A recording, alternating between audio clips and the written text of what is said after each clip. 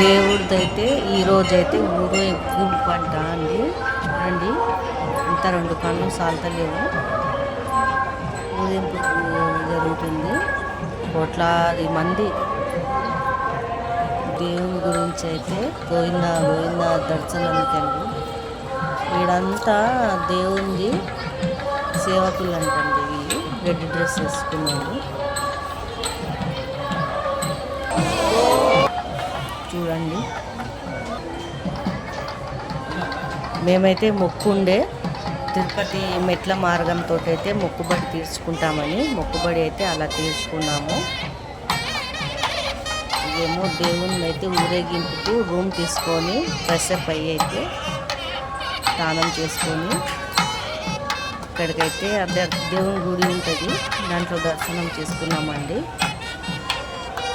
చేసుకున్నాక ఇక్కడికి వచ్చి దేవుని ఊరేగింపు చూసామండి. చాలా మంచిగా అనిపిస్తుంది. తీసుకొస్తున్నారు దేవునికి. వెనక నుంచి కూడా ఇది దేవుందండి. అర్చకులు అందరూ ఉన్నారు. ఆరతి అయితే పడుతున్నారండి ఒకరికొకరు. దూరం నుంచి అయినా దేవుని దర్శనం అయితే సూపర్ జరిగింది మాకైతే. ఇక్కడ మేమైతే పైనుంచి అయితే నేనైతే వీడియో తీశాను. అంత గైడ్ అయితే చుట్టుముట్టు పని చేసేసారండి. ఊరేగింపు జరుగుతుందని స్వామివారికి. ఈ దేవుని దర్శనంకి అయితే కోట్లాది మంది వస్తారండి.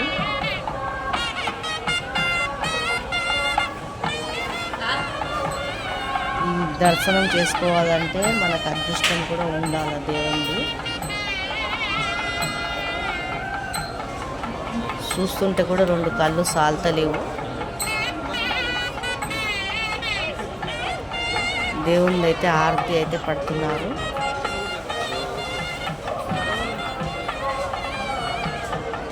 లక్షల కోట్ల మంది అయితే దేవుని గురించి అయితే చూస్తున్నారండి. అంత మంచిగా జరుగుతుంది. వీళ్ళందరూ సేవకులు అంట.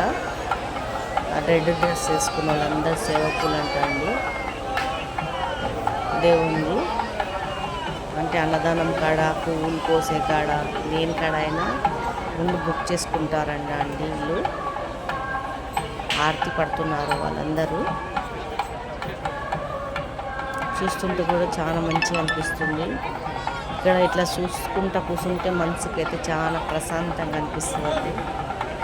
ఇది రోజు జరుగుతుందో మళ్ళీ ఏ రోజు జరుగుతుందో నాకైతే తెలియదు, కానీ మేము వచ్చిన రోజైతే జరుగుతుంది. ఇంతకుముందు 2 సార్లు వచ్చాము, కానీ ఎప్పుడు కానీ ఇట్లా జరగలేదు.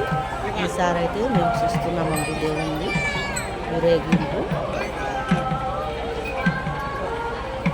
ఈ దర్శనం దృప్తినే ధన్యమైపోయినట్టు. దేవుని దర్శనము ఎంతమంది వచ్చారు. ఒక రోజుకి కోట్లాది మంది వస్తారంట అండి ఇక్కడ దర్శనానికి. వెంకటేశ్వర స్వామిది.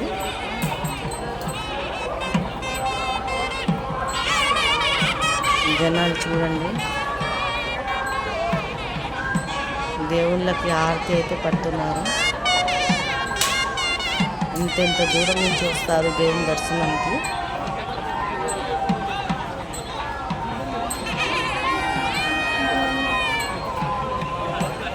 ఆరతి ఇచ్చేశాక వాహనంతోటి, ఏనుగుల వాహనంతో తిప్పుతారంటండి. ఇది ఫస్ట్ ఏనుగులు పోతాయి, తర్వాత దేవుడు అయితే ఇదైతే వస్తుంది. నాకైతే దర్శనం అయితే దీనిలో అయితే చాలా మంచిగా జరిగిందండి.